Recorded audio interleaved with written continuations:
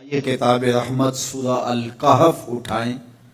اللہ تعالیٰ نے ایک واقعہ بیان کیا ہے حضرت موسیٰ اور حضرت خضر علیہ السلام کا، کہ حضرت موسیٰ علیہ السلام عزم مصمم کر کے جب چلے تو اللہ فرماتا ہے کہ ہم نے حضرت موسیٰ علیہ السلام کو جس بندے کی نشانی بتائی تھی وہ بندہ ان کو وہاں مل گیا۔ سفید چادر اوڑے حضرت خضر علیہ السلام وہاں لیٹے ہوئے تھے، تو یہ جا کے ان کے پاس کھڑے ہو گئے کہ حضرت میں آپ کی خدمت میں اس لیے آیا ہوں کہ اللہ نے آپ کو جو خصوصی علم عطا کیے ہیں میں ان کو سیکھنے کی غرض سے آپ کی چوکھٹ پہ آیا ہوں۔ کہا تم میرے ساتھ صبر نہیں کر پاؤ گے، معاملے مشکل ہیں، سفر دشوار ہے، منزل کٹھن ہے، اور میرے معاملات ایسے ہیں کہ تم اعتراض کرو گے، اس کے بغیر تم رہ نہیں سکتے۔ حضرت موسیٰ علیہ السلام نے کہا اگر اللہ نے چاہا تو آپ دیکھیں گے میں صبر کروں گا اور آپ کے کسی حکم کی، کسی کام کی میں نافرمانی نہیں کروں گا، کسی کام کا انکار نہیں کروں گا۔ کہا کہ اچھا شرط یہ ہے کہ جو میں کروں اس پر تم اعتراض نہیں کرو گے، سوال نہیں کرو گے، یہاں تک کہ میں خود ہی نہ بتاؤں۔ تو کہا کہ یہ شرط ٹھہری، میں کوئی بات نہیں کروں گا۔ فانطلقا، دونوں چل پڑے، دریا کے پار جانا تھا۔ جو کشتی کا مالک تھا، کشتی بان تھا، وہ حضرت خضر علیہ السلام کو جانتا تھا، تو اس نے کرایہ بھی نہیں لیا، لیکن جب کشتی پر سوار ہوئے تو عصا مار کے حضرت خضر علیہ السلام نے کشتی کا ایک پھٹا توڑ دیا۔ تو بے ساختہ حضرت موسیٰ علیہ السلام نے کہا آپ نے پھٹا توڑ دیا، یہ سارے ڈوب جائے؟ کہا میں نے کہا تھا نا تم میرے کاموں پہ صبر نہیں کر پاؤ گے۔ تو حضرت موسیٰ کو یاد آیا، کہا میں بھول گیا تھا، اس پر مواخذہ نہ کیجیے۔ پھر دونوں چل پڑے۔ بچے کھیل رہے تھے، ایک خوبصورت لڑکا وہ بھی بچوں میں کھیل رہا تھا۔ حضرت خضر آگے بڑھے اور اس کی گردن مروڑ دی، اس کو قتل کر دیا۔ صاحب شریعت تھے حضرت موسیٰ علیہ السلام، نہ رہ سکے، پھر بول پڑے ایک جان کو بغیر کسی جان کے بدلے میں قتل کر دیا۔ اس نے گوایا کیا تھا ہمارا؟ آپ نے بہت ہی جو ہے وہ غلط کام کیا، یہ کام اچھا نہیں کیا آپ نے۔ کہا میں نے کہا نہیں تھا کہ تم میرے ساتھ صبر نہیں کر پاؤ گے۔ کہا ایک موقع اور دے دیجئے، اب اگر میں نے کوئی اعتراض اٹھایا تو پھر دوبارہ مجھے آپ اپنی صحبت میں نہ رکھیے، عذر تمام ہو جائے گا۔ پھر دونوں چل پڑے، یہاں تک کہ ایک بستی میں دونوں آئے۔ تو آپ نے بستی والوں سے کہا کہ ہم مہمان ہیں، آپ ہماری مہمان نوازی کیجیے، کھانا کھلائیے۔ تو انہوں نے انکار کر دیا، کہا کہ ہم تو آپ کو بلایا نہیں ہے، آپ خود آئے ہیں، آپ اپنے کھانے کا خود انتظام کیجیے۔ گزر رہے تھے گلی سے تو ایک دیوار گرنا چاہ رہی تھی، تو جلدی سے اس دیوار کو مرمت کر دیا۔ کہا حضرت ہم اگر چاہتے تو اس پہ اجر لے سکتے تھے، انہوں نے ہمیں کھانا تک نہیں دیا اور ہم ان کی دیواریں سیدھی کر رہے ہیں۔ کہا اب تمہاری میری جدائی ہو گئی، تم نے یہ بھی اعتراض کر دیا۔ تو انہیں یاد آیا کہ وہ یہ بھی اعتراض ہو گیا۔ اب میں تمہیں بتاتا ہوں کہ یہ 3 کام میں نے کیوں کیے۔ اللہ اکبر۔ اب سنیے، قرآن ہمیں بتاتا ہے کہ ظاہری علم بھی ہوتا ہے لیکن کوئی باطنی علم بھی ہوتا ہے۔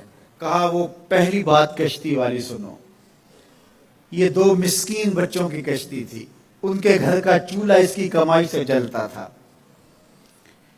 دریا کنارے کنارے ایک ظالم بادشاہ رہا تھا جو لوگوں کی کشتیاں چھین رہا تھا۔ ہم نے تھوڑا سا عیب لگا دیا، وہ ٹوٹی کشتی چھوڑ کے چلا گیا۔ اب وہ تھوڑے سے پیسے لگا کے کشتی مرمت کرا لیں گے، گھر کا چولہا جلتا رہے گا۔ بتاؤ اچھا کیا یا برا کیا؟ کہا رہی بات اس بچے کی جس کو ہم نے قتل کیا، اس کے ماں باپ مومن تھے، نیک تھے، صالح تھے، بچے نے بڑا ہو کے بہت برا ہونا تھا، ہم نے اس کو قتل کر دیا، اللہ اس کے بدلے ان کو بہتر اولاد دے گا۔ علماء تفسیر نے لکھا ہے اس بچے کے بدلے میں اللہ نے ان والدین کو ایک بیٹی عطا کی جس کی نسل سے 70 نبی پیدا ہوئے۔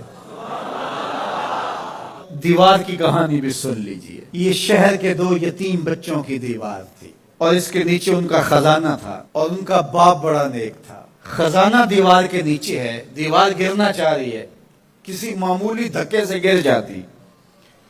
دو ہی صورتیں تھی، یا وہ بچے خود اپنا خزانہ اٹھا لیتے یا لوگ اٹھا کے لے جاتے۔ لوگ اٹھا کے لے جاتے پھر بھی ہاتھ میں کچھ نہ آیا، اور اگر وہ خود اٹھا لیتے تو بچے ہیں، بچپنے کی وجہ سے وہ اس کو اڑا دیتے۔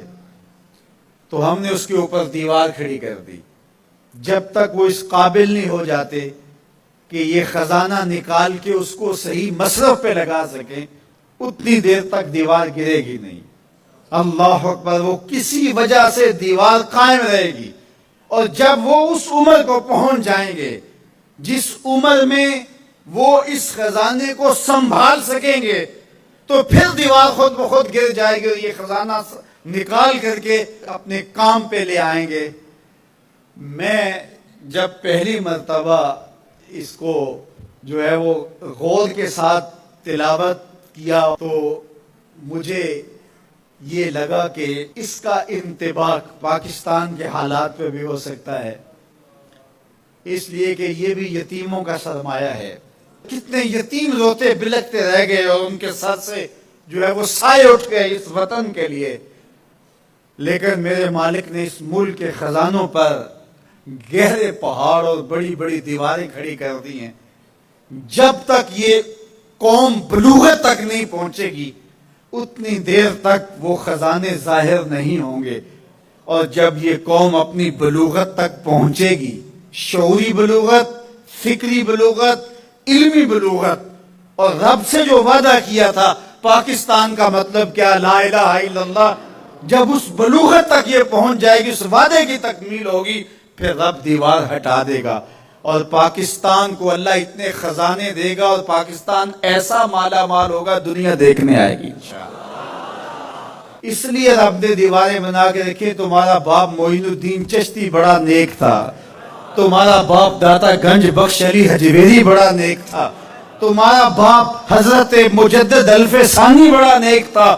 ان کی وجہ سے میں دیواریں کھڑی کر رہا ہوں اور مضبوط حصار لگا رہا ہوں تمہارے خزانوں پر، اور وہ وقت آئے گا جب تم بلوغت کی عمر کو پہنچو گے، دیواریں ہٹ جائے گی، اور تمہارا وطن زمانے پہ مہکتے پھول کی طرح اور چمکتے ستاروں کی طرح اور روشن آفتاب کی طرح چمکتا اور مہکتا دکھائی دے گا، اور زمانہ پاکستان دیکھنے آئے گا، پاکستان دنیا کی قیادت کرے گا انشاءاللہ۔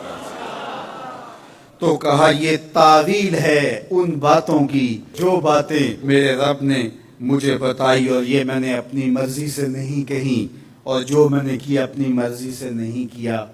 تو یہ باطنی باتیں ہیں، شاید یہ باطنی باتوں کے جوش میں یہ بات بھی میں کر گیا۔